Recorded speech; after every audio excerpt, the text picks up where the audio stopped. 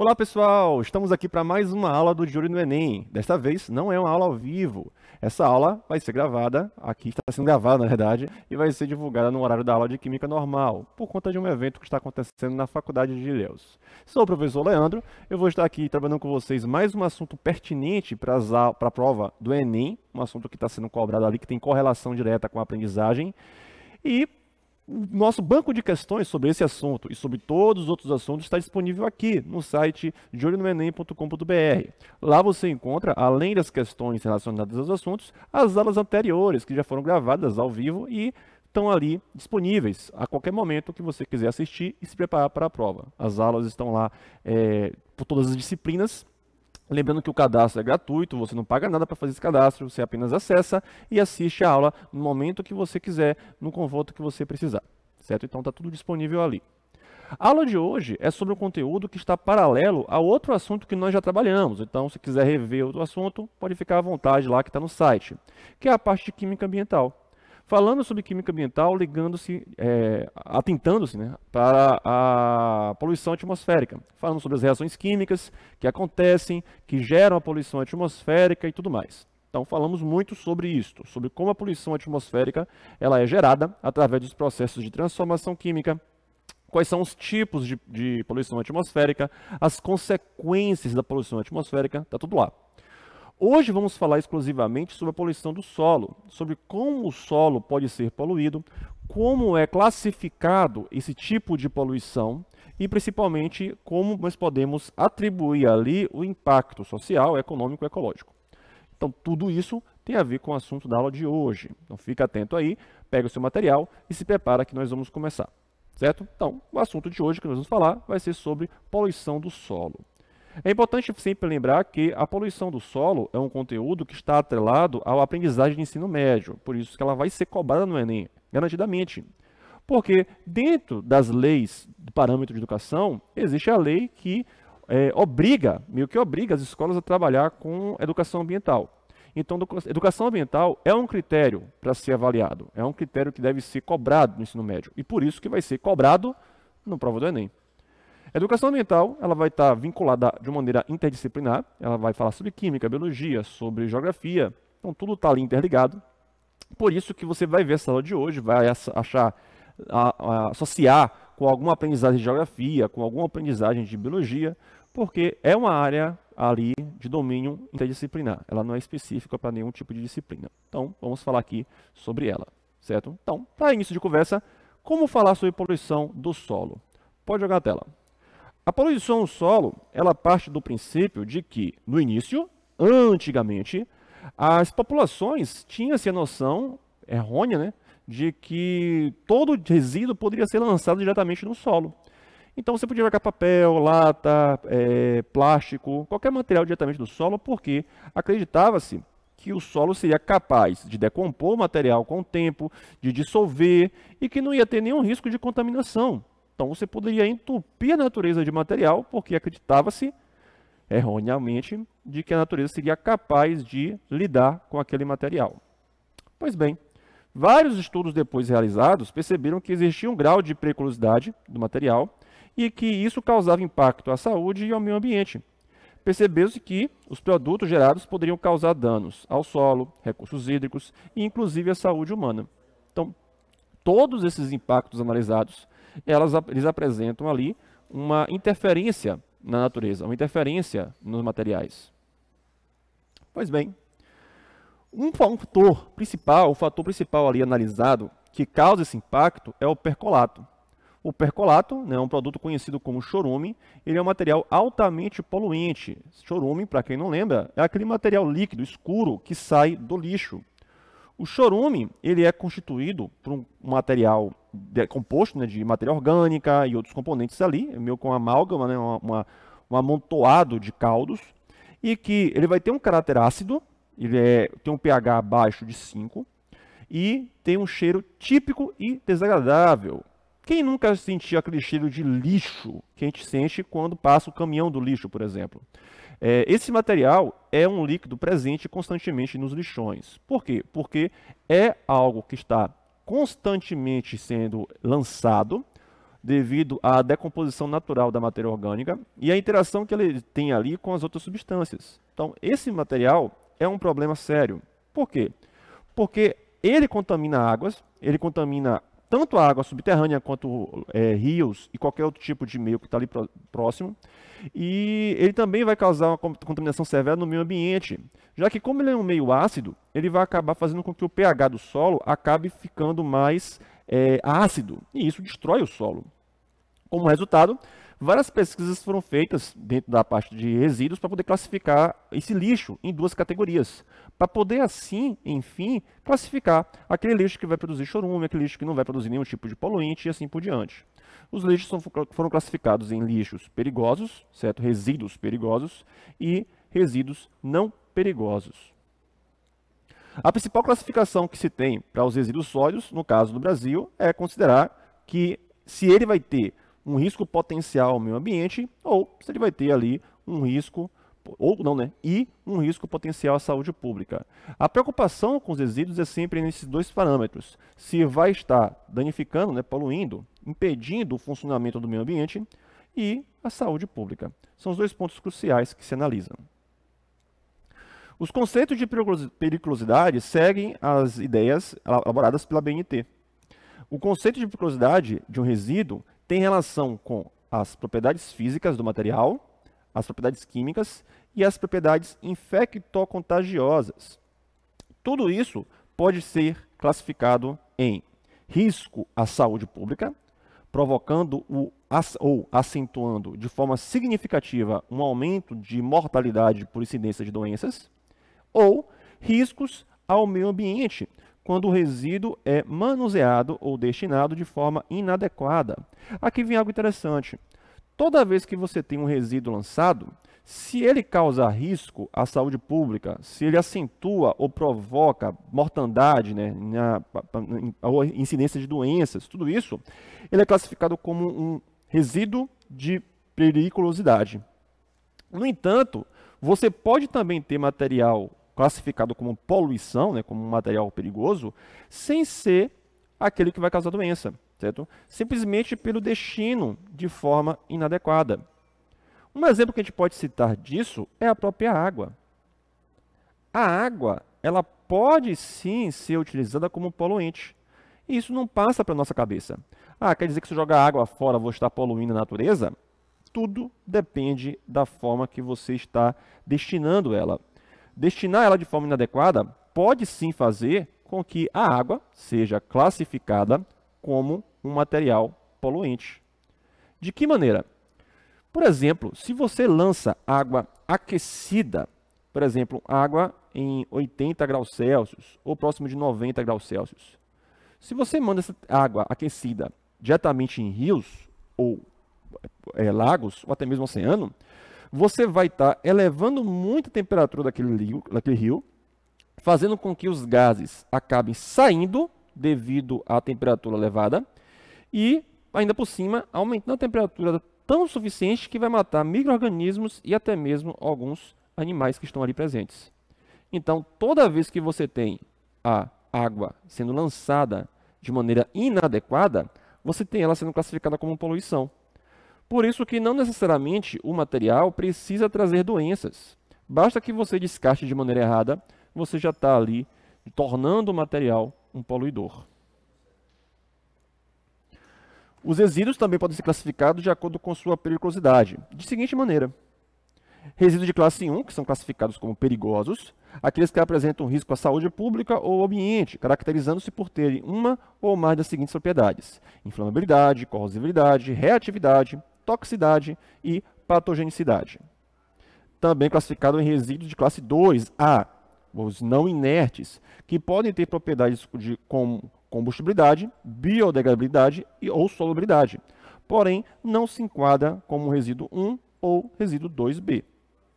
E os resíduos de classe 2B, que são aqueles resíduos inertes.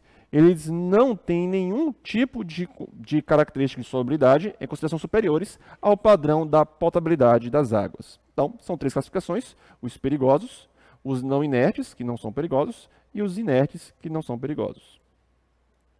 O nosso foco aqui é falar sobre as classes dos perigosos, a classe 1. Por quê? Porque é aqui que reside a poluição e os danos no meio ambiente. Os resíduos considerados perigosos são aqueles que exibem características que podem colocar em risco o quem manipula e até mesmo quem tem em contato. Por exemplo, no caso, esse tipo de lixo pode ser prejudicial, tanto à flora quanto à fauna, e principalmente para o local em que ele vai estar ali sendo descartado de maneira incorreta. Um ponto crucial que a gente tem que ficar atento é isso.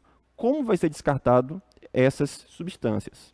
Esses resíduos precisam apresentar sempre as mesmas características, pelo menos uma dessas características. Ou ele vai ter a inflamabilidade, ou ele vai ser corrosivo, ou ele vai ser tóxico, ou ele vai ser extremamente reativo, ou até mesmo patogênico, né? Vai ter um grau de patogenicidade. Vamos falar sobre cada um desses mais adiante. Vou pegar aqui alguns exemplos. A borra de tinta é um exemplo de materiais assim, latas de tinta, óleos minerais lubrificantes, resíduos com thinner, serragem contaminada com óleo, graxa e produtos químicos. Geralmente os derivados do petróleo são classificados como produtos poluentes, devido a participar daquelas características que foram citadas. As estopas de borracha de chumbo, filtros de ar, pastilhas de freio, filtros de óleo, papéis e plásticos contaminados com graxa e óleo e varreduras. Então, são vários exemplos que a gente pode citar de materiais que se enquadram como perigosos. As características que eles assumem, como no caso da inflamabilidade, são características que têm a ver com as propriedades químicas. No caso, o resíduo vai ser classificado como inflamável quando você tem um ponto líquido de fulgor, certo? Inferior ou igual a 60 graus Celsius. Quer dizer, quando o material encontra-se no ambiente a 60 graus Celsius, ele vai simplesmente entrar em ignição e pega fogo. Não ser líquido, mas em condições de temperatura de 25 graus Celsius e pressão de uma atmosfera, ele vai produzir fogo por fricção, absorção de umidade ou alteração química e espontânea. É o caso, por exemplo, da glicerina.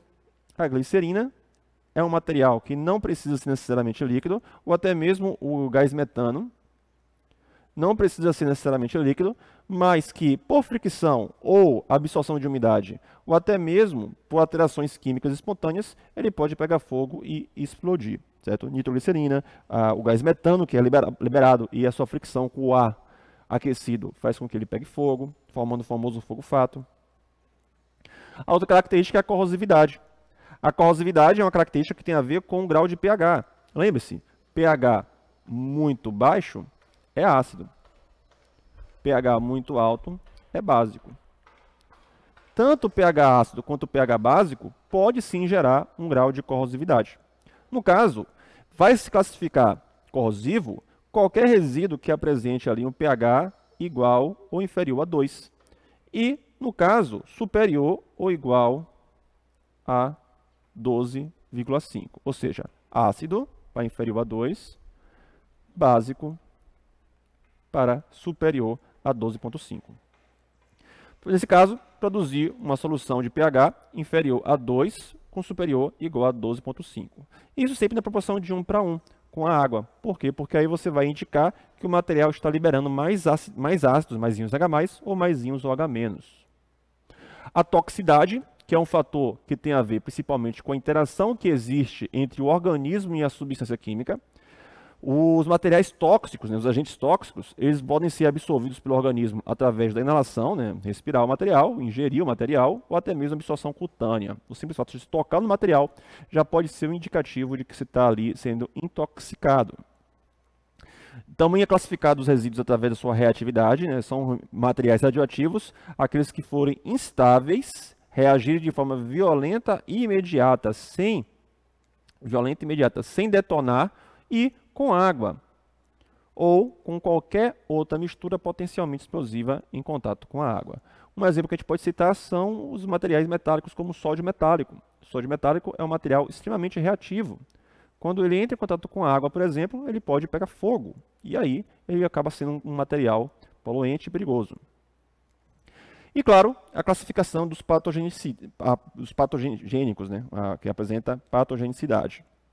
Nesse caso, são materiais que contêm micro-organismos associados a doenças, ácidos desoxirribonucleicos, que é o DNA, ou simplesmente os ribonucleitos, o RNA, organismos geneticamente modificados, plasmídios, cloroplastos, mitocôndrias e ou toxinas. Tudo isso são substâncias que vão ter ali um caráter patogênico. Não pode se descartar substâncias que tenham esse caráter. Por quê? Porque eles vão estar ali atrelados sempre à saúde dos seres vivos, tanto animal quanto vegetal, porque eles vão estar alterando as condições normais de sua saúde, certo? Vai estar trazendo doenças, trazendo mazelas e assim por diante. Por isso que é importante falar sobre a questão do lixo. O lixo, na natureza, ele é tratado com uma noção de que nada se perde, nada se cria, tudo se transforma. Então, dentro da concepção de lixo, é importante perceber que o lixo foge dessa regra. Por quê? Animais, excrementos, folhas e todo tipo de material orgânico morto se decompõem com a ação de milhões de micro-organismos decompositores, né? As bactérias, fungos, vermes, qualquer outro, disponibilizando os nutrientes que vão alimentar outras formas de vida. Entretanto, o lixo ele foge dessa regra pelo simples fato de que todo resíduo que é lançado na natureza e a natureza não dá conta de decompor, ou seja, a natureza não consegue pegar aquele material, decompor para fechar o ciclo, ela é classificada como lixo. Portanto, o lixo é um arbítrio humano. Somente o ser humano é capaz de produzir esse material, que a natureza não consegue dar conta, a natureza não consegue absorver, não consegue simplesmente desfazer o material para poder ser aproveitado. Então, o lixo vai ter essa classificação, e foi uma construção humana depois seu aprimoramento do uso de matéria-prima na natureza. Então, lembre-se, lixo não é qualquer coisa. Uma folha não pode ser classificada como lixo, porque uma folha que você joga, ela vai ter ali, ela vai ser um resíduo, mas consegue ser aproveitado. Agora, a partir do momento que você tem um material que não é reaproveitado, conceitualmente, ele vai ser classificado como lixo, certo? Então, pode jogar na tela, Vitão. Continuando aqui, então, nossa noção. Até o início do século passado, todo o lixo gerado, como restos de comida, excrementos de animais e outros materiais orgânicos, como folhas, como troncos, todo esse material ele era aproveitado. Ele reentregava ao ciclo natural e servia como adubo para a agricultura, por exemplo. Entretanto, a sociedade moderna rompeu o ciclo da natureza. Simplesmente pegou todo esse material lixo que ele começou a produzir e começou a gerar materiais com a extração de mais e mais matéria-prima, extração de árvores, extração de minerais, o petróleo, que não precisa nem citar. Então, todos esses materiais que são removidos, eles acabam ali rompendo-se o ciclo, porque vai ter menos componentes que vão estar ali aproveitando o espaço para decompor e fazendo crescer montanhas de lixo. O ser humano conseguiu a façanha de tirar da natureza algo que estava ali inteiro, como por exemplo o petróleo, que estava subterrâneo e guardado, e jogar no solo, jogar na atmosfera toda a poluição que estava ali presente com o carbono, na forma de gás carbônico ou na forma de polímero, que são os plásticos que nós podemos ver aí amontoando-se nas ruas e nos grandes lixões. Então, é algo que conseguiu fazer com que a natureza não desse conta. A natureza não dá conta de romper esse lixo presente. O lixo, de modo geral, ele é considerado tudo aquilo que joga-se fora e não tem mais utilidade. Esse é o conceito geral que se utiliza. O lixo não é uma massa indiscriminada de material. Ele é composto por vários tipos de resíduos que precisam de manejo diferenciado. Um fator importante que é cobrado no Enem, e principalmente tem relação com a aprendizagem, é saber classificar e diferenciar o lixo. Você não pode lidar com o lixo de maneiras iguais. Todo lixo tem o seu caráter, tanto na sua origem quanto na sua composição. Por isso que a gente vai falar aqui sobre algumas classificações do lixo. Assim, a gente pode classificar o lixo, por exemplo, entre o lixo seco ou o lixo úmido. O lixo seco é composto por materiais potencialmente recicláveis, como papel, vidro, lata, plástico. Entretanto, alguns materiais não são recicláveis por falta de mercado, como é o caso de vidros planos. Outro detalhe também, existem também os recursos tecnológicos. Alguns materiais não são reciclados por conta do gasto tecnológico ou investimento tecnológico. Um exemplo disso que é o isopor. O isopor ele pode ser reciclado, ele é potencialmente reciclável. Só que precisa de uma tecnologia própria para poder realizar o processo. O lixo também pode ser classificado em úmido, que corresponde à parte orgânica dos resíduos, como as sobras de alimentos, cascas de frutas, restos de pota, etc. Essa classificação é muito usada para programas de coleta seletiva, que pode ser facilmente compreendida pela população. Então, é o termo mais seco, né? Aproveitando a palavra ali, é o termo mais seco, é o termo mais superficial, mais simples para poder classificar o lixo seco e o lixo úmido. Tem a ver o seco, aquele material que tem potencialidade de ser reciclado, e o lixo úmido, aquele material orgânico, que não tem condições de ser reaproveitado e reutilizado, a menos que você faça funções como decomposição. A classificação do lixo possui também uma relação com sua origem. A origem do resíduo vai dar ali um tipo de classificação diferente, que é que você tem que fazer antes mesmo de qualquer tipo de coleta seletiva. O lixo pode ser classificado de acordo com a origem domiciliar, também chamada de origem doméstica, origem pública, de serviço de saúde, industrial, agrícola, construção civil e alguns outros relacionados a situações análogas. Essa forma de classificação usada nos cálculos de geração de lixo. Então, toda vez que você vê um cálculo de geração de lixo, ou seja, vê uma proporção de quanto de lixo é gerado, é feita em cima de cada origem, em cima do domiciliar, em cima do lixo público, em cima do lixo industrial, em cima da construção civil. Então, todo o cálculo feito sobre o lixo é feito em cima de suas origens. Falar primeiro aqui do domiciliar. O domiciliar é todo material lixo, né, todo material que tem ali a presença de lixos, que são provenientes, né, que são originadas das residências. Então, o lixo domiciliar é aquele lixo que vai ter ali como origem as suas casas, assim, e etc. E que muitos desses lixos eles vão ter como principal característica, né, principal composição, restos de alimentos, produtos deteriorados, embalagens em geral, retalhos, jornais e revistas, papel higiênico e fraldas descartáveis. São materiais comuns encontrados dentro das nossas casas. Esse tipo de lixo, a maior parte dele não é reciclado, não é aproveitado, apenas pode ser ali no máximo reutilizado. Opa, voltei. O outro tipo de lixo é o comercial, que apresentam vários tipos de materiais ligados a estabelecimentos comerciais ou de serviços. Os principais exemplos que nós temos ali de fornecedores são os supermercados, bancos, lojas, bares, restaurantes. A maior parte desse tipo de lixo comercial é papel, papelão e plástico.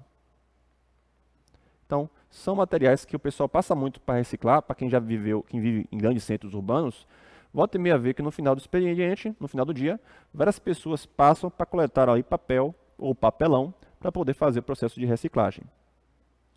Também tem o lixo público, que são aqueles que têm a ver com a limpeza urbana. Por exemplo, os restos de poda, produtos de varrição nas áreas públicas, limpezas de praias, de galerias pluviais, resíduos de feiras livres e todos os outros tipos de processos que estão relacionados ali com a limpeza pública. Então, todo o material que você vê dentro da limpeza pública ali, o pessoal gari limpando, o governo sendo responsável pela limpeza e tudo mais, é chamado de lixo público. Perceba como esses três lixos apresentam, essas três origens, apresentam características distintas. Por isso que você não pode considerar o lixo domiciliar com a mesma proporção do lixo comercial ou o lixo público. Cada um tem seu próprio estudo, seu próprio cálculo, é feito separadamente.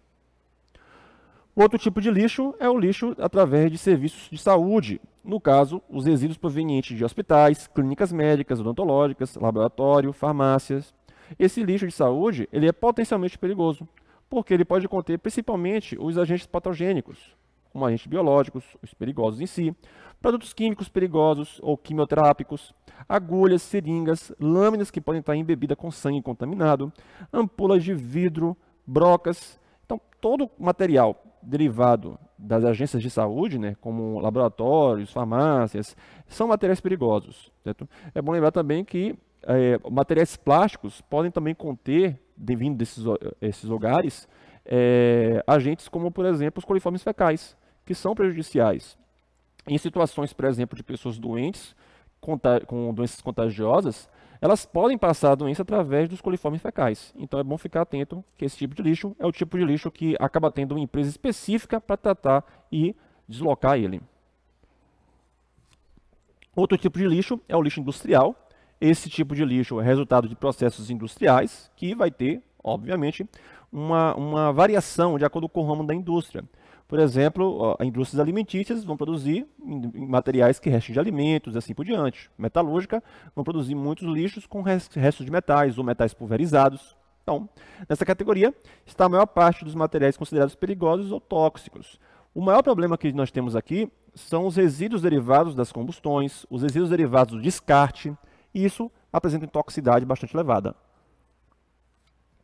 Por isso que a indústria tem que ter todo o cuidado, todo um preparo para descartar da maneira correta.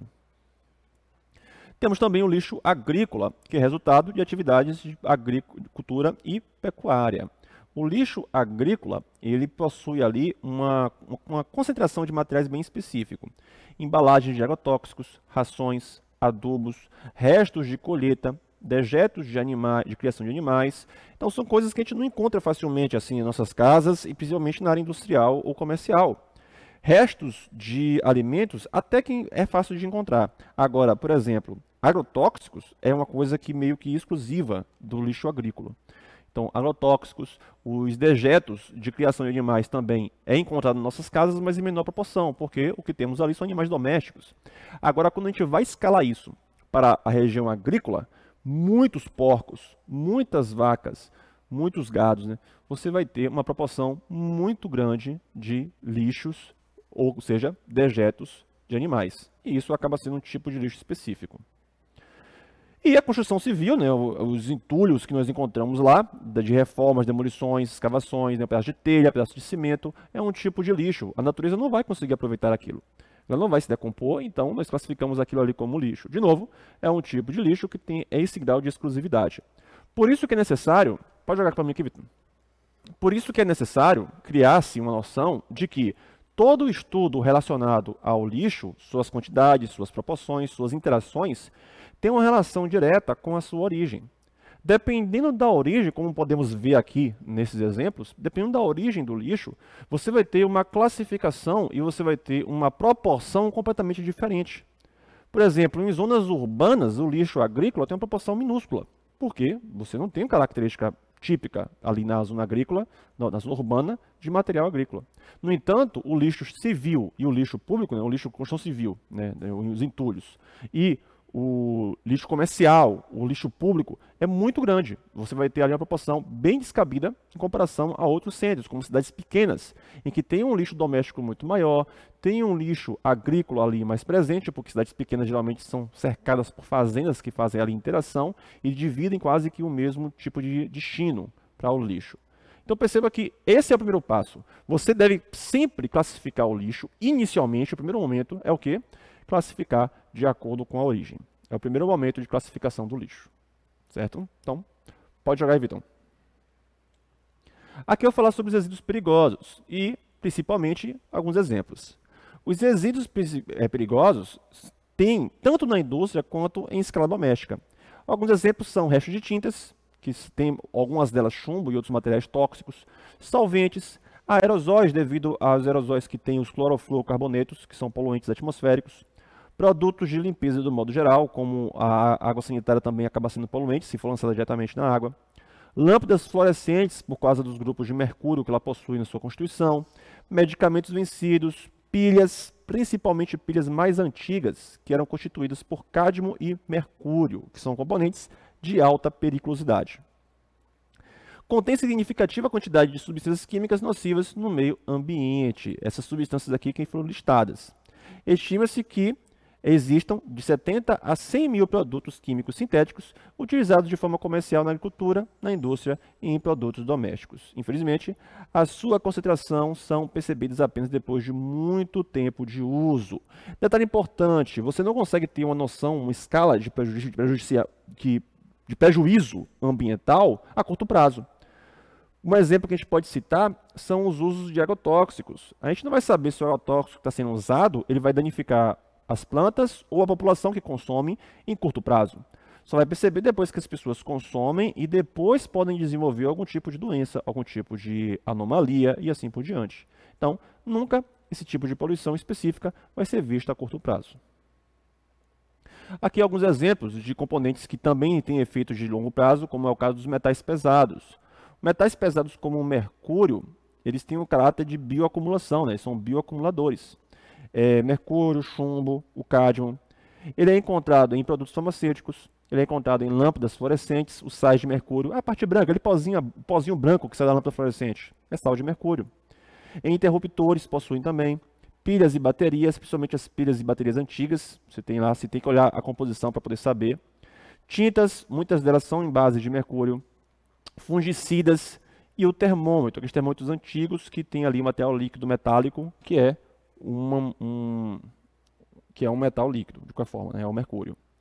Os efeitos que eles causam efeitos de distúrbios renais, causam efeitos de lesões neurológicas, causam efeitos mutagênicos, podem causar alterações até mesmo câncer, alteração do metabolismo, deficiência de órgãos sensoriais, irritabilidade, pode causar insônia, problemas renais, surdez e cegueira e a morte, por conta de intoxicação.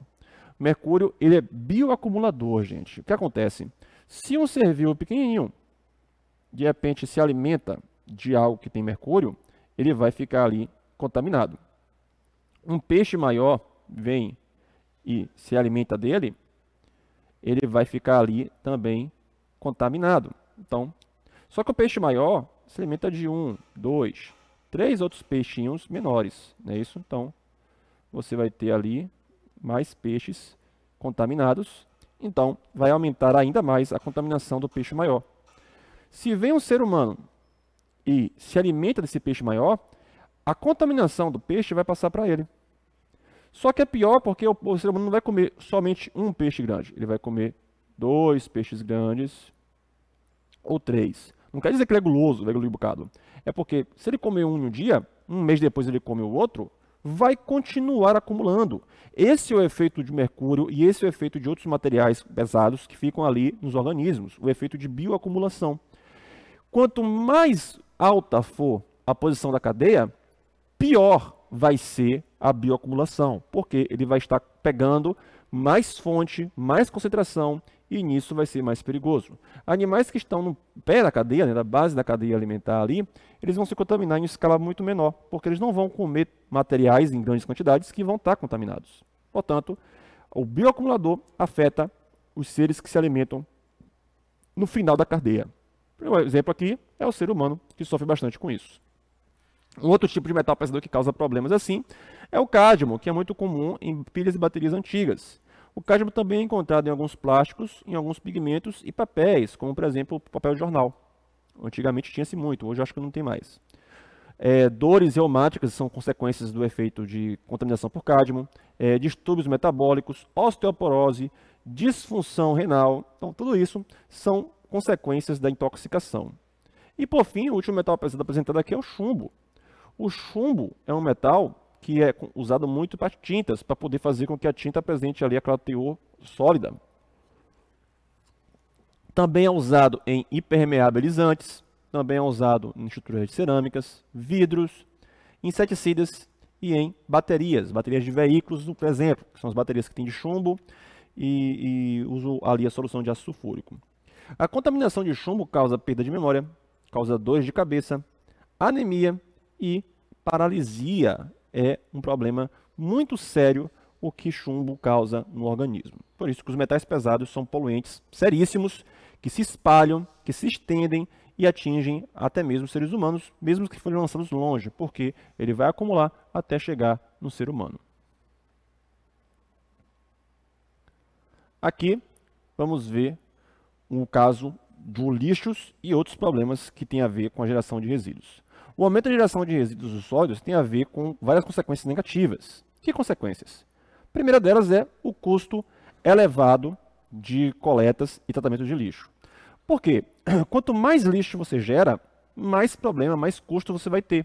Então você vai ter, consequentemente, o aumento da coleta, o aumento da quantidade de frotas que precisa ter para poder fazer a coleta e levar o transporte até o local adequado. Então, o lixo, simplesmente, quanto mais você tem, mais acumula, mais piora, mais prejudica, e aí tem que ter esses cuidados. Outro caso que você tem devido ao aumento é a dificuldade para encontrar áreas disponíveis para a sua disposição final. Por quê? Imagine só, se você está com muito lixo acumulado, você tem um destino específico para isso. No entanto, se você aumenta cada vez mais a quantidade de lixo, você vai ter uma situação em que você não tem mais para onde jogar o lixo. O lixo não vai ter mais destino, porque você tem o local super saturado de lixo e aí fica inviável levar qualquer tipo de concentração nesse ambiente. E uma outra consequência negativa do aumento de lixo é o desperdício de matérias-primas, porque o lixo ele vai ter ali como recurso a própria natureza. Então, nesse caso, o ser humano tira da natureza para produzir o material, e o material acaba, depois de usado, virando lixo. Chega um momento que a natureza não tem mais recurso. A natureza não dispõe mais de recurso. E você vai acabar tendo que recorrer ao lixo para poder recuperar aquele recurso. Um estudo foi feito e tem apresentado dados que mostram que hoje em dia tem mais ouro em lixo eletrônico do que em jazidas de ouro. Por quê? Porque é muito material que está sendo lançado, está sendo descartado, não está dando para aproveitar, e aí você vai perder recurso. E o que é que você faz? Volta para aquele ciclo que eu mostrei anteriormente. Você tem que voltar a explorar a natureza, destruir o meio ambiente para tentar pegar mais material, ao invés de trabalhar na reconstrução daquele material, reaproveitá-lo para poder utilizar de maneira certa. Por isso que é importante falar sobre a forma que lidar com o lixo, a forma de tratar o lixo. Nesse caso, é sempre bom pegar a seguinte informação. Pode jogar na tela. Os resíduos, eles devem ser integrados sempre com matéria-primas do ciclo produtivo e da natureza. Sempre. Por quê? Porque aí você vai ter uma noção de que todo o resíduo lançado, ele vai ser parte do ciclo produtivo, ou seja, vai ser aproveitado para fazer mais materiais, e também ele vai ser aproveitado no ciclo da natureza. Ou seja, a natureza pode utilizar aquele componente para alguma função, que é o caso, por exemplo, do lixo orgânico. Aqui, para te ter noção de como os países desenvolvidos que utilizam os materiais produzidos. Somente 20% da população mundial consome, só 20% da população mundial consome 85% do alumínio e químicos sintéticos, 80% do material papel, ferro e aço, 80% da energia comercial, 75% da madeira, 65% de carne, pesticidas e cimento, 50% de peixes ou grãos e 40% da água doce. Repare que é uma minoria, bem minoria, da população mundial que tem acesso a todas essas concentrações. E, apesar de grande parte da população, o lixo brasileiro ainda é um material de desperdício. Em média, a gente perde 15% da safra em grãos que vai ser jogada no lixo. Na construção civil, a gente chega a perder a 33% de materiais que perde lá, de cimento, de areia e tudo mais. Os supermercados perdem 30% do estoque de alimentos. Então, o Brasil acaba tendo um problema sério de desperdício. Não existe ali o controle, não existe ali o cuidado que tem que se ter para poder lidar melhor com os materiais. Outra consequência enorme do volume de lixo gerados para a sociedade é, quanto mais lixo depositado no local inadequado, mais difícil vai ser ali a coleta. Por quê? Porque vai causar contaminação do solo, no ar e na água. Detalhe importante, se você tem muito lixo lançado, você aumenta a concentração daquele poluente, portanto, prejudica o solo, prejudica o ar e prejudica a água. Outro problema, a proliferação de vetores transmissores de doenças, como as baratas, ratos, insetos. Quanto maior for a concentração de poluição, mais vetores ele vai estar ali sendo concentrado também. Entupimento de redes de drenagem urbana, porque se você lança lixo, ele vai acumular, ele vai acabar sendo descartado de maneira inadequada, e esse lixo, em algum momento, pode acabar indo para os setores de escoamento, e aí vai impedir a drenagem de urbanas, e, consequentemente, vai causar enchentes. Reparem como esse problema acaba tendo relação com as enchentes, que, quando chove, alaga tudo, devido ao fato de que os lixos estão entupindo todo o sistema de escoamento, que já é precário, e aí você tem aí uma soma de fatores. Outro problema é a própria degradação do ambiente e a depreciação imobiliária, porque além do ambiente estar sendo destruído, ninguém quer conviver em um ambiente cheio de lixo.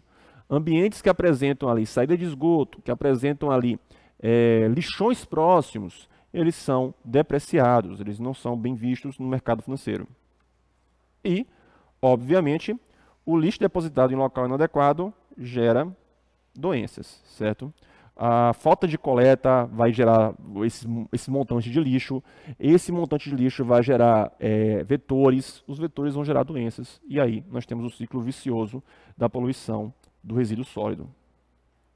Só para ter uma noção de que lixo e as doenças estão correlacionadas, a produção de lixo pode gerar ratos e pulgas, né? Pode proliferar ratos e pulgas, e isso vai gerar transmissões através de mordida, da urina do rato, fezes, da picada, que pode produzir doenças como a leptospirose, a peste bubônica, o tifo murino. Tudo isso consequência de lixos mal distribuídos, mal coletados e acumulando. As moscas também podem produzir ali materiais poluentes através do contato com o lixo, em que suas asas, suas patas, o corpo dela inteiro e até mesmo as fezes e a saliva da mosca pode gerar doenças como a febre tifoide, a cólera, a mebíase, a giardíase e a ascaridíase. São doenças que são transmitidas através de vetores, todos relacionados com parasitas e o lixo ali como principal componente. Os mosquitos, não preciso nem focar muito, né? Mosquito é uma realidade brasileira. Mosquitos se proliferam mais no lixo e através de suas picadas pode transmitir doenças como a malária, febre amarela, dengue, leishmaniose. E esse manual que eu peguei é de 99 e nesse período não tinha ainda doenças como a zika, a chikungunya, que hoje estão acrescentadas ali para o currículo patológico do mosquito. As baratas em contato com lixos contaminados também transmitem doenças. Baratas podem transmitir através de suas asas, patas, o corpo e até mesmo as fezes das baratas podem transmitir a febre tifoide, a cólera e doenças como a giardíase. Problemas todos relacionados com lixos contaminados. Afinal de contas, a barata passa pelo lixo, volta e você nem vê. O porco e o gado, através de ingestão de carne contaminada, pode transmitir a teníase e a cisticercose. São doenças que têm a ver muito com aquele mau cuidado de material agrícola. Da mesma forma de mau cuidado agora de animais domésticos, o cão e gato pode transmitir, através de urina e fezes, toxoplasmose. Um cuidado maior redobrado com o gato, porque gato ele anda sempre que vai precisar fazer xixi ou cocô em seu banheiro, né, a caixinha de areia dele. Então, se o gato sobe na caixinha de areia dele e a caixinha de areia dele está entupida e contaminada, o que vai acontecer? Ele vai acabar pegando a doença, pegando a patologia e transmitindo depois que for para a cama, para o sofá ou qualquer outro tipo de ambiente que ele visite em sequência. Por isso que é um cuidado que tem que se tomar com o lixo ali presente desses animais. Recentemente, começamos a perceber que, assim como não podemos deixar de acumular o lixo dentro de nossas casas, é preciso conter a geração de resíduos e dar um tratamento adequado ao lixo no nosso planeta. Por que essa preocupação? Olha aqui para mim. É importante perceber um detalhe importante. O lixo, ele não vai deixar de ser produzido. Parte desse ponto. O lixo não vai deixar de ser produzido. A humanidade sempre vai produzir lixo. Faz parte da natureza produzir lixo. A questão que se preocupa não é se vai produzir lixo ou se não vai produzir lixo. É o que fazer com o lixo que está sendo produzido e vai continuar sendo produzido. Não vai deixar de fazer. Além de se preocupar com o que fazer com aquele lixo, é como podemos diminuir, minimizar o impacto causado por esse material. Então, são duas preocupações. Qual é o material que está sendo produzido ali, para poder minimizar, e, principalmente, o que é que a gente vai fazer com tudo isso que está sendo produzido. Então, partindo disso, vamos seguir alguns raciocínios. Pode jogar na tela. Vamos ver aqui, será preciso conter o consumo desenfreado, que gera cada vez mais lixo, e investir em tecnologias que permitam diminuir a geração de resíduos, além da reutilização e reciclagem dos materiais em desuso. Um detalhe importante, é importante perceber que a tecnologia ela é um fator crucial ali no combate ao lixo, porque nem todos os materiais podem ser, de fato, desfeitos, destruídos. Entretanto, com recursos tecnológicos, nós podemos investir em resíduos que a natureza dá conta, que é o caso dos materiais biodegradáveis. Os materiais biodegradáveis, a natureza consegue decompor por causa da sua composição, por causa da sua estrutura molecular. Nesse caso específico, é possível sim fazer o uso benéfico da tecnologia e inserir no ciclo da natureza. Precisamos ainda reformular a nossa concepção de lixo. Por quê? Não podemos mais encarar todo o lixo como um resto inútil, mas sim como algo que deve ser transformado em uma nova matéria-prima para retornar ao ciclo produtivo. Nesse sentido, nós temos a possibilidade de transformar o lixo em algo que vai trazer total benefício para a sociedade. De que forma?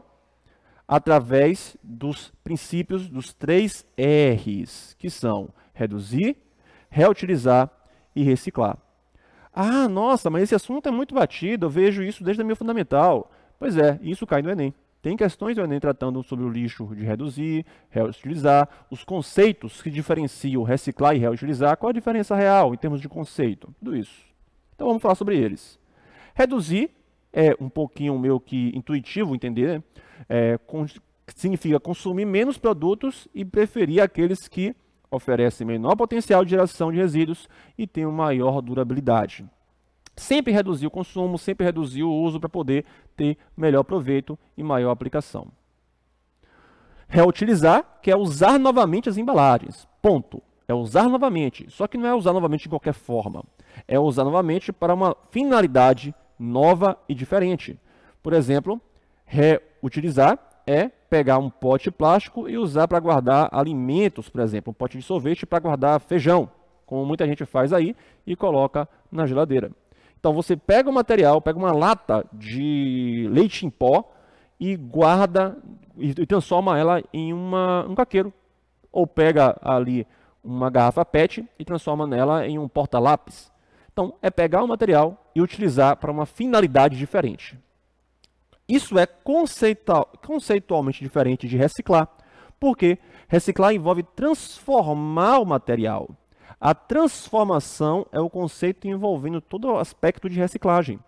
Você vai transformar o material em uma matéria-prima, certo? É uma transformação em matéria-prima para fabricar outros produtos a partir de um material já usado. É o caso de eu pegar uma lata de alumínio, transformar ela em lata amassada, depois transformar ela em matéria-prima que vai ser usada para fazer ou outra lata de alumínio, ou uma panela, não importa. Vai ser uma matéria-prima. Esse aqui é o momento que tem a formação da reciclagem. É o momento que ela vira uma matéria-prima. É o momento que ela sofre uma transformação. Então, o processo de reutilizar não é necessariamente um processo químico, não é necessariamente um processo técnico. A reciclagem não. A reciclagem é um processo técnico. É uma reciclagem que é um processo que você precisa transformar o material, de fato, quimicamente, para gerar novas substâncias. Podemos produzir papel reciclado através de papel descartado, de papel usado. Papelões, latas, vidros, plásticos também podem ser reciclados. Para facilitar o trabalho, que encaminhar o material pós-consumo para a reciclagem, é importante sempre fazer a separação no lugar de origem. No caso, nas casas, nos escritórios, fábrica, hospital, escola. Dependendo do local, você tem que fazer a separação adequada para ele. Por isso que você não pode misturar o lixo de casa com o lixo de escritório, com o lixo de fábrica, porque cada um já vai ter a sua separação. O correto é ter um local destinado para cada tipo de lixo desse. Esse é o ideal e que seria melhor aproveitado.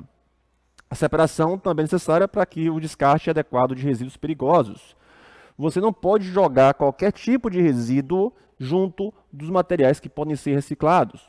Por mais que papel possa ser reciclado, você não pode jogar ali um rolo de papel higiênico usado dentro dos papéis. Por quê? Porque ali você vai estar contaminando um material que está reciclado com um resíduo perigoso. Papel higiênico usado é classificado como um resíduo perigoso, porque tem agentes patogênicos.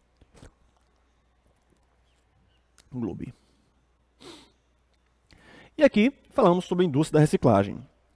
Materiais normalmente encaminhados para reciclagem são vidros, garrafas de plástico, frascos de potes, plásticos, garrafas, baldes, copos, sacolas, e papel e papelão de todos os tipos e metais, lata de alumínio, refrigerantes, papel e papelão, como a gente falou. Por questões de tecnologia ou de mercado, alguns materiais não são reciclados. Um exemplo que a gente pode citar nesse tópico é o isopor. O isopor, ele é um material reciclado, certo? Ele pode ser reciclado. Só que sua tecnologia não é tão simples e também não é tão barata e fácil de ser encontrada. Por isso que você não pode reciclar o isopor em qualquer lugar, por conta dos gases que ele liberam, por conta da sua forma de recuperação. Nesse sentido, isopor é um componente que tem dificuldade de ser reciclado. Um exemplo que a gente pode citar sobre esse tipo de processo sugerido é com o pneu. Pneus são usados são classificados como materiais resíduos inertes, né? Eles não são eles não são perigosos e não se solubilizam. Eles ficam ali inertes, parados, sendo considerado um resíduo indesejável do ponto de vista ambiental. Por quê? Grande parte dos pneus descartáveis se tornaram um problema sério. Olha a proporção. Segundo a Associação Nacional de Indústrias de Pneumáticas, o Brasil anualmente descarrega 21 milhões de pneus de todos os tipos. Trator, caminhão, automóvel, carroça, moto, avião, bicicleta. Pense só, 21 milhões de pneus por ano. É muito pneu. Esse pneu ele não vai ser descartado de maneira adequada, porque ele vai acabar acumulando, ele vai parar em lixões, vai acabar acumulando, e no seu interior vai acabar contribuindo para a proliferação de mosquitos, como a gente já viu sobre isso, né? Que ali vai acumular água, vai proliferar mosquitos e pode causar doenças como dengue, cólera e outras que a gente já conhece bem. Quando descartados em rios e lagos, ele pode contribuir para o assoreamento e as enchentes, porque ele vai acumular, vai acabar causando desvios no leito do rio e nisso pode causar as enchentes que a gente conhece. E quando são queimados, produzem uma substância orgânica, né, o 2,3,7,8-tetraclorodibenzopidioxila, que é simplesmente chamada de dioxila tóxica. E esse material ele vai acabar indo para a atmosfera e destruindo, principalmente, camada de ozônio, por conta da presença do cloro. Então, ele não pode ser descartado no solo, não pode ser descartado nos rios e não pode ser queimado. Então, o que fazer com o pneu? O pneu, existem vários tipos de estratégias para serem utilizados, né? Aqui vem um textozinho explicando. Por esse motivo, o Conselho Nacional do Meio Ambiente, a CONAMA, proibiu o descarte e a queima de pneus a céu aberto e responsabilizou fabricantes e importadoras pela destinação final ambiental adequada daqueles que não tiveram mais condições de uso. Existem várias formas de reutilizar os pneus, por exemplo, fazendo a recauchutagem. Você pode reaproveitar o pneu ali e utilizar para um novo momento, né? Uma nova finalidade. Ainda a partir dos pneus, pode-se produzir o pó de borracha, que serve para fabricar tapetes, solados de sapato, pneus, outros pneus no caso, né? E outros tipos de artefatos também. Antigamente tinha até uma sandália que era comercializada, muito comum, que era feita de sola de pneu. Hoje em dia eu nunca mais vi. Mas era muito comum comercializar materiais com essa constituição. No Brasil e em muitos outros países, o pneu inservível já tem sido utilizado para a fabricação de materiais para pavimentação de estradas, misturando-se a borracha com o asfalto. É uma forma de poder tornar o asfalto mais até resistente. Afinal de contas, a borracha vai ajudar ali na sua flexibilidade, evitando que ele rache. E vai tirar dos lixões e qualquer outro tipo de destino algo que só iria atrapalhar e prejudicar. Então percebam que o pneu é um exemplo claro de deve ser descartado de qualquer forma e deve-se pensar qual é a melhor maneira para poder fazer a sua utilização. O Brasil recicla na seguinte proporção: 1,5% dos resíduos orgânicos domésticos gerados são reciclados pelo meio de compostagem, ou seja, tem uma fração mínima de material gerado que pode ser reciclado através de compostagem. 22% do óleo lubrificante consegue ser reciclado no Brasil. 40% da resina plástica, dos PET, né, como garrafa PET, como por exemplo os sacolas de plásticos comuns, podem ser reciclados também. E 45% dos vidros, das embalagens de vidros, as vítreas, conseguem ser reciclados no Brasil. Agora aqui nós encontramos a maioria da reciclagem, ó. 77,3% do volume total de papelão ondulado consegue ser reciclado. E 89% do alumínio faz parte da reciclagem também. Então perceba que o Brasil é praticamente focado em reciclar papelão e alumínio. E 35% é simplesmente o papel.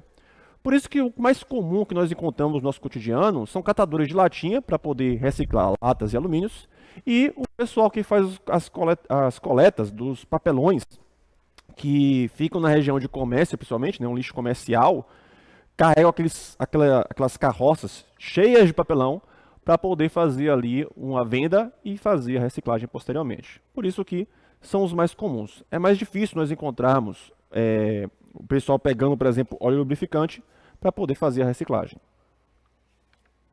Mas um exemplo que a gente pode citar é a fabricação de sabão, que também serve como reciclagem. Segundo a pesquisa do IBGE, em 64% dos municípios brasileiros, o lixo é depositado de forma inadequada em locais sem nenhum controle ambiental ou sanitário. No caso, os lixões ou vazadouros. Alguns estudos também chamam os lixões ou vazadouros de aterros sanitários não controlados, que é aquele momento que você criou um ambiente específico para fazer o controle, mas devido à proliferação ou à falta de interesse político, teve o descontrole e virou um lixão, um vazadouro. São terrenos onde se acumulam enormes montanhas de lixo, tudo a céu aberto, sem nenhum critério técnico de separação, não existe coleta, não existe ali nenhum tipo de avaliação de impacto ambiental, não tem tratamento prévio no solo e em nenhum outro tipo de ambiente próximo, e simplesmente descarrega de qualquer jeito e joga lá. E as populações que dependem da coleta de lixo para sobreviver vão lá a qualquer sorte para poder catar o lixo e com isso conseguir arranjar algum tipo de dinheiro. Os lixões atraem insetos, cachorros, cavalos, aves, ratos, outros animais que podem disseminar direta ou indiretamente doenças dentro de todos os ambientes que estão próximos. Do ponto de vista imobiliário, os lixões também tornam todo o ambiente próximo depreciado. Como a gente falou anteriormente, lixos diminuem a economia imobiliária. E tem também a questão social, que é uma questão que, na minha opinião, é a mais séria. Os lixões fazem com que pessoas acabam dependendo daquele lixo sejam excluídos da sociedade. Você tem ali algo que gera os chamados de marginais, né? A margem da sociedade que acaba ficando ali e depende daquele material, depende daquela coleta para conseguir obter o seu sustento.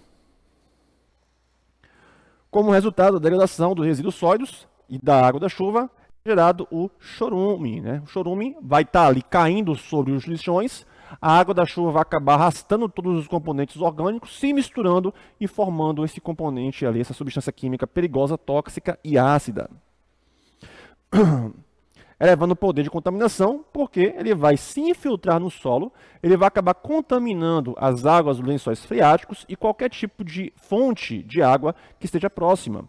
Então o lixão não vai só contaminar o solo, gente, ele vai contaminar também o lençol freático e qualquer tipo de água que esteja próxima do ambiente ali, que esteja meio que rondando a região dos lixões, e nisso vai se proliferar. Pode ter um potencial de contaminação até 200 vezes superior do que o esgoto doméstico. Então, a gente se preocupa muito com o esgoto caindo no rio? Pois é, o chorume tem um potencial de 200 vezes maior do que a capacidade do esgoto de poluir. O chorume não se desprende do lixão, ele se infiltra no solo, carregando micro-organismos, metais pesados, nitratos, fosfatos e outras substâncias poluentes. Nisso ele vai contaminar o lençol freático, o reservatório de água que tem ali embaixo e, consequentemente, os rios e córregos. É bom lembrar que os lençóis freáticos alimentam casas com seus poços artesanais e também os lençóis freáticos alimentam rios. Muitos rios acabam recebendo lençóis freáticos e que, se esses rios vierem com contaminantes dos lixões, vai acabar prejudicando como um todo, porque os rios desaguam no oceano e aí vai. Existe uma técnica ambientalmente segura para evitar isso, que é denominada aterro sanitário. O aterro sanitário é uma técnica que surgiu lá em 1930 e que ainda está em processo de aperfeiçoamento. Como é que é estruturado? O aterro sanitário vai ser entendido como uma disposição final de resíduos sólidos no solo, ou seja, no final do processo você vai colocar esses materiais no solo. Fundamentado os princípios da engenharia e normas operacionais específicas, ela tem como objetivo confinar o lixo no menor espaço e volume possível, isolando-o de um modo seguro para não criar danos ambientais e para a saúde pública. Os resíduos dispostos em aterros estão isolados em meio ambiente externo por meio de impermeabilização do solo, da cobertura da camada de lixo e de drenagem de gases. Então você está vendo essa região aí, essa lona que estão colocando, é o primeiro momento. Eles fazem uma compactação do solo, o solo fica bem compactado, e depois eles começam a fazer um revestimento com argila e cimento e outros componentes para tornar o meio impermeável. É a primeira etapa da produção do aterro sanitário. Me distraí aqui agora porque eu olhei esse carro aqui e fiquei me perguntando como é que esse carro desceu aqui. Ai, ai. Os aterros sanitários, ele tem como método, né, para a construção o preparo de coleta de lixo e visa causar o menor impacto ambiental possível. O solo é protegido por uma manta isolante, né, que é chamada de geomembrana, e essa camada espessa de argila compactada, que vai impedir qualquer tipo de líquido, de chorume, de penetrar o solo, né, e aí vai evitar que infecte as águas subterrâneas. São colocados duros captadores de gases, né, que são os drenos de gases, para evitar que ocorra qualquer tipo de combustão espontânea ali dentro. Porque se ele está soterrado, se ele está embaixo ali, confinado, e tiver o acúmulo de gás, fazer um bolsão de gás derivado da decomposição do lixo, se explodir, vai ser algo muito prejudicial, porque vai espalhar lixo e vai destruir completamente a ideia e o objetivo do aterro sanitário. Então, é preciso ter esse controle. Os gases podem ser queimados, evitando sua dispersão na atmosfera. Como é o caso aqui desse exemplo. Olha só a construção de um aterro sanitário aqui nesse exemplo. Repare que fazem camadas de lixo. O chorume ele é contido aqui, mas é drenado aos poucos, porque o chorume ajuda a decompor o lixo, mas ele é drenado. Depois ele vai para um reservatório que vai passar por um tratamento. Sempre que você vai encher uma camada, você soterra ela, coloca ela sobre uma outra camada de lixo, e nisso vai gerando camadas sobre camadas. Todo esse lixo vai acabar liberando gases. O gás metano que é liberado é jogado depois de uma fornalha, que é queimado de maneira controlada para geração de créditos de carbono. Por exemplo, quanto mais você queima, mais poluição você vai estar emanando, então você pode usar isso através do cálculo de créditos de carbono. É um processo ideal? Não necessariamente, certo? A gente vai descobrir por que daqui a pouco. Mas é algo que minimiza muito. Países mais desenvolvidos, que se preocupam muito com essa questão ambiental, utilizam muito dos aterros sanitários para poder fazer o controle, porque é uma forma de minimizar bastante esses impactos. O aterro sanitário ele é implantado no sistema de captação de chorume, para que ele seja encaminhado a um sistema de tratamento. As camadas de lixo são compactadas por um trator de esteira, uma sobre a outra para diminuir o volume, e depois são recobertas com solo. Sempre que vai ser realizar aquele material, ele precisa abafar completamente, para evitar que saia odores, para evitar que tenha animais que vão remover o lixo, como roedores, insetos. Então eles têm que ser soterrados de maneira precisa. O acesso ao local é sempre controlado por um portão e segurança, porque evita que pessoas, até mesmo animais, possam adentrar lá para poder escavar e nisso tirar completamente o benefício que existe ali do isolamento. Aqui podemos ver uma imagem que a gente tem uma noção. Repare que ele é feito de maneira isolada, não contamina o lençol freático. Você tem a coleta do chorume, que vai sendo liberado, e você tem a queima do gás para poder evitar que tenha exposição. É soterrado, aqui não está, né? Mas ele é soterrado depois para evitar que tenha a liberação de cheiros, e nisso atrai urubus e outros animais que vão estar ali apenas espalhando o material e prejudicando a ideia. Aqui temos uma imagem real, né, de um aterro sanitário controlado. Olha só como é bonito essa estrutura. Você vê que nem parece que é um, abre aspas, lixão, porque não é de fato. Nesse caso aí está vendo que é constituído por vários componentes que vão drenar ali o gás, vão drenar ali o chorume. E cada andarzinho que você está vendo nessa imagem é um bolsão de lixo. Tá vendo? Tem vários andares de lixo, tudo soterrado. E à medida que vai subindo, tem aquele último lá, que vai estar sendo feito ainda, tá vendo que está meio que um buraco. Vai construindo mais um andar. Quando acaba, eles vão para outro ambiente e fazem mais isso. Então isso aí é lixo de muito tempo. É muito lixo. Em São Paulo mesmo aí, ia precisar de muitos desses para poder pegar todo aquele lixo. O aterro sanitário controlado não é considerado a forma mais adequada de disposição de resíduos, porque ele tem problemas ambientais de contaminação da água, do ar e do solo que não são evitados. Querendo ou não, você está produzindo um material que é poluente, certo? Não são utilizados todos os recursos de engenharia e saneamento que evitariam a contaminação do ambiente, porque é feito um processo para minimizar. No entanto, eles representam uma alternativa melhor do que os lixões e se diferenciam destes porque possuem uma cobertura diária de resíduos sólidos, além de evitar a entrada e a saída de pessoas que vão estar ali sendo contaminadas. O ideal é você fazer o misto. Você precisa coletar o material antes, separar, reciclar. Depois da reciclagem e reutilização, todo o material não reciclado que vai sobrar ali, você pode soterrar em um aterro sanitário controlado e nisso realizar o processo que está sendo descrito. Então, esses são os conhecimentos. E aqui temos uma questão para ser discutida sobre essa aplicação, certo? De informações que nós estamos vendo. Um grupo de estudantes saindo de uma escola observou uma pessoa catando latinhas de alumínio jogadas na calçada. Um deles considerou curioso que a falta de civilidade de quem deixa lixo pelas ruas acaba sendo útil para a subsistência de um desempregado. Outro estudante comentou o significado econômico da sucata recolhida, pois ouvira dizer que a maior parte do alumínio das latas estariam sendo reciclada. Tentando sintetizar o que estava sendo observado, um terceiro estudante fez 3 anotações que apontou em aula no dia seguinte. Primeira, a catação de latinhas é prejudicial à indústria de alumínio. Segunda, a situação observada nas ruas revela uma condição de duplo equilíbrio, o ser humano com a natureza e dos seres humanos entre si. Terceiro, atividades humanas resultantes de problemas sociais e ambientais podem gerar refletir na economia. Dessas afirmações, você tenderia a concordar apenas com... Vamos lá, gente, pensa aí rapidinho. Desliga aqui.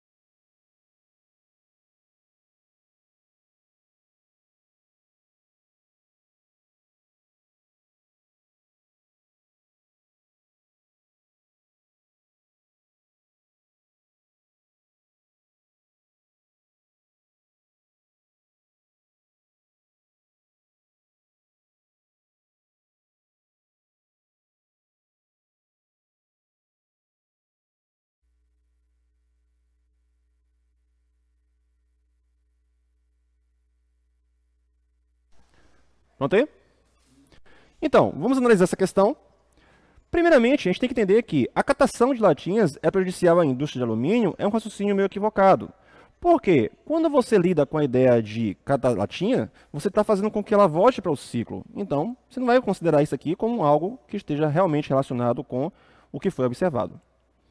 Na segunda afirmação, ele diz o quê? A situação observada nas ruas revela uma condição de duplo equilíbrio do ser humano com a natureza e dos seres humanos entre si. Isso faz um certo grau de sentido, afinal de contas, você pode considerar que os seres humanos dependem ali da coleta de lixo e tudo mais, e com isso vai estar afetando também a natureza. E o terceiro, atividades humanas resultantes de problemas sociais e ambientais podem gerar reflexos e refletir na economia.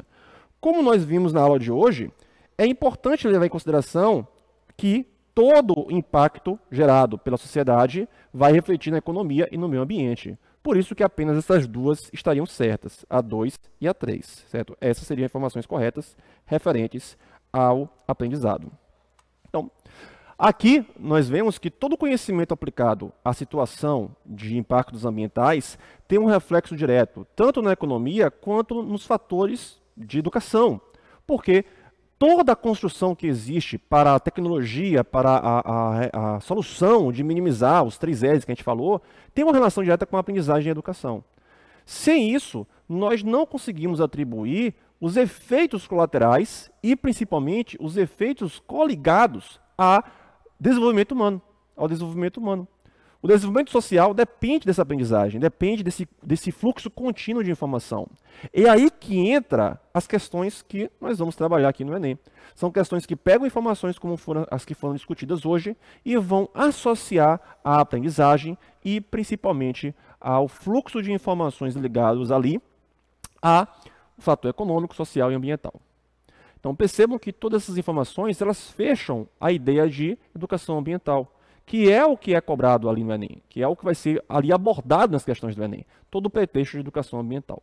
Bom, encerramos por hoje nossas aulas de Química de Educação Ambiental, falando sobre toda a parte de Química e Ambiente. Semana que vem nós temos ali nosso retorno para fazer uma revisão geral sobre as aulas de Química e fiquem na sequência com a aula de inglês.